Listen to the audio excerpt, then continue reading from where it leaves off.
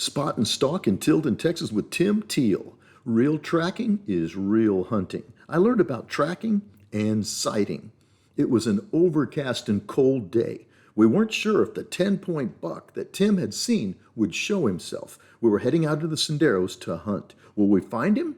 Buckle your seatbelt. Let's go. On today's episode of Wide Open Outdoors, I called up my good friend Dave Altiera. I said, Dave, I got a good 10-point deer that we need to go after.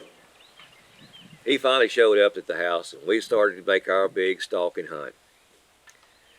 It was one of those really cold days. It was pretty bright. I said, let's just go make a round and then let's go look at some senderos, look at some fields and see what we can come up with. We know you have had some adventures. Do you have a spot and stalk story? Comment below. This deer lived on the river bottom. And I know this deer because every time I see him, it was really late in the evenings, and every time he'd come out of the riverbank, he had mud on his legs. So I called this old deer Mudleg. He was an older deer that was on a downhill slide, and it was time for him to go. So here we go. We started the hunt, and the deer seemed to be laid up because of the weather and temperatures. We had been walking for what seemed like miles. Tim knew that this deer lived by the river because he kept seeing him with mud on his legs. As we started our hunt, unfortunately, nothing was really moving. The deer seemed to be laid up.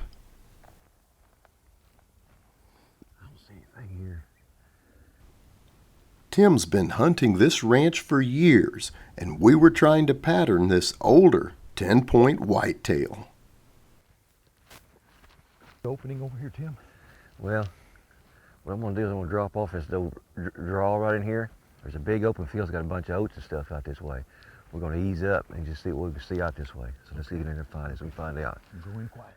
Tim gives tips about working with your ranch neighbors to work together to manage the herd for better hunting. He also talks about the spot and stalk process and really watching what's happening on your ranch. What are the animals doing? He showcases the Leupold rifle scope, estimated rangefinder. He talks about how to let light in and where to set the sight on the deer. Know your rifle and you'll be a better outdoorsman. Knowledge is power. On small ranches, form an alliance with your neighbors to manage the deer as a group. Don't shoot all your big bucks. Work with your neighbors and your hunting will just get better and better. If you have a larger ranch, make sure your hunters follow the same management program. Talk to your hunters. Make sure they know what a cull buck is. Make sure they know how to age a deer on the hoof. Remember, consistency will lead to a better wildlife management. Dave and I would walk down senderos, and as we walk down senderos, we come out to these big openings, or we see some fields. So we just get to the edge of it, we look down a sendero, or we get to the edge, we look down it, and we glass everything. And a lot of times what we want to do is just set up and just watch it there. Don't rush anything, just move real slow and easy. As deer move around or if they're grazing, you may not see the deer till all of a sudden he picks his head up or till the deer moves. Then you'll see him. So take some time and look down your senderos and look at your fields.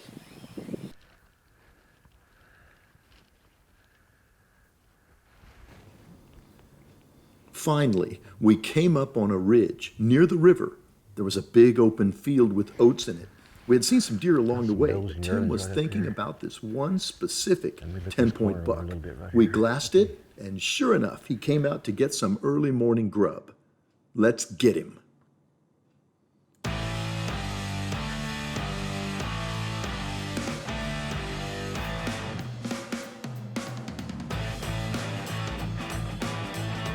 Let's take a look at the Leupold 4.5 to 14 power rifle scope.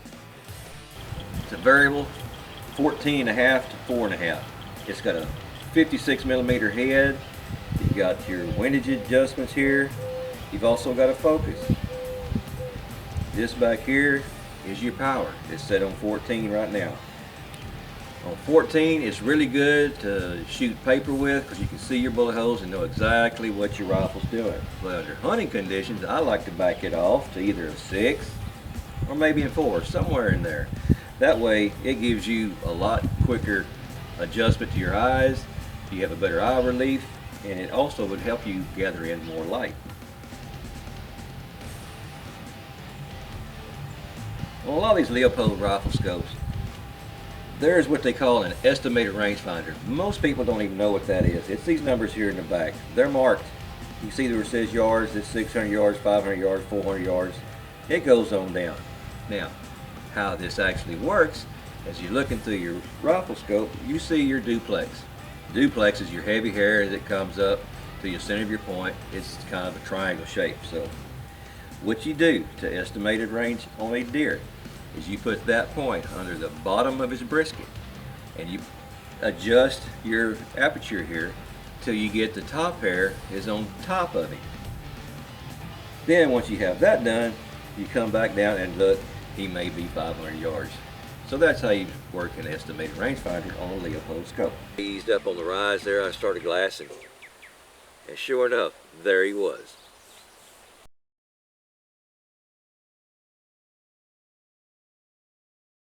I eased back down and I went to Dave. I said, Dave, Mudlegs is up there, let's go get him. I told Dave, I said, let's go up here, let's get you set up. I said, I'll stay behind you. You sit up on this log up here on the top of the tank dam. Let's go see if we can get this thing. There's a good 10 out here. He's in the field up here. He's pretty much in the middle of it right now, but there's some old does and stuff. He's trying to ease up there too on stuff. Okay. So let's see if we can get up there. He's kind of drifting around. He's checking them old does out. So let's go see what we can do. Right. Get up on that stump, see if we can get a look at him.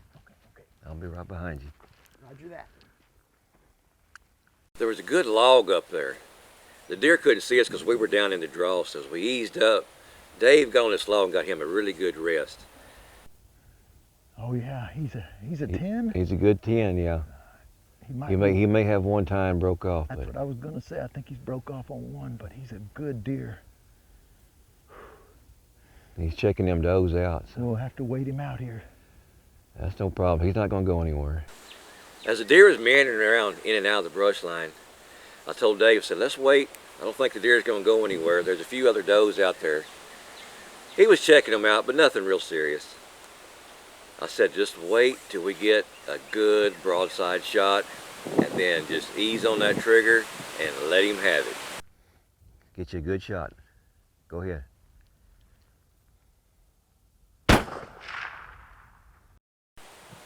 The shot was probably 180 yards, and Dave put a good, clean shot on him. So I said, Dave, let's go up there and check him out. It was a good kill. The deer went straight down. He's down. He is hammered. He's kicking. Awesome. Looks like he caught him right there at the base of the neck. I don't think he went half a foot. He didn't go that. He just went straight down. You got him. He hit the ground. He ain't getting up. He's kicking. Oh yeah. Good shot. Thanks, man. That was awesome. That was awesome. Watch where you can. Hey, let's go get him. Let's go check him out. Check him out. That was good. As we got to the deer, I could see the deer had some age on him. Oh, Tim. He probably had a little bit more age than what I actually thought he did. So as we got there, I picked him up. I said, man, I got to get in his mouth and age his teeth and see just how old this deer actually really is. As I pulled this deer's jaw open, I run my finger in. First thing I found, he had a couple of molars gone. So I knew this deer had some age on him. I couldn't believe how old this deer was. Pretty sweet hunting, right? We've got more great hunting coming your way. Watch the next video. It's too hot.